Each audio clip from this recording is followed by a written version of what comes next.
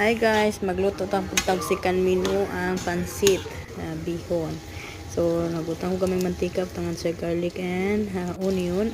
Ug ato siyang i-add ang slice nga karne nga gamay ra siya, kay gamay ra tong himuon nga pansit. So ato siyang imikos-mikos, ato siyang i-mix lang siya din ha.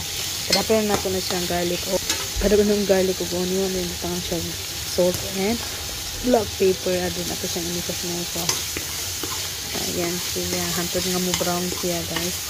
Then pagkahuman na nga mo brown na siya, yes, so na siyang tanggalon. Ayun mo, siyang tanggalon. Amo na siya akong kuha.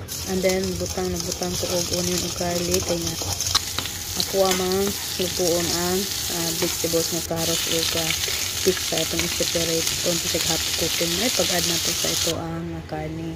So ito siyang mikos-mikos. At the same time, butangan na to siya o garlic and black pepper and salt. And then ako na siyang gibutang ang slice ko nga pichay. Siyang imikos-mikos. I-half-cook na nato siya guys. Kaya nga, i-add man na nato dira ang ato ang luto nga slice nga karni nga pork. Ay na nato siyang i-add. Kuha pa na siya tanahon. Sa to siya. Dutay na siya ang karni no. More on vegetables siya. Kaya gamay na lang po ang karni siya.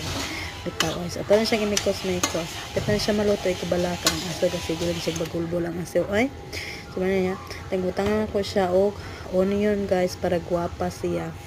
Ayan, bulak-bulak ang asay green. So, ito na siya maluto, ready for serving na siya. Actually, half cook lagi na siya. Mami po siya pagka-timpla balance siya. So, ayan, ready for serving na. Thank you for watching. Bye-bye!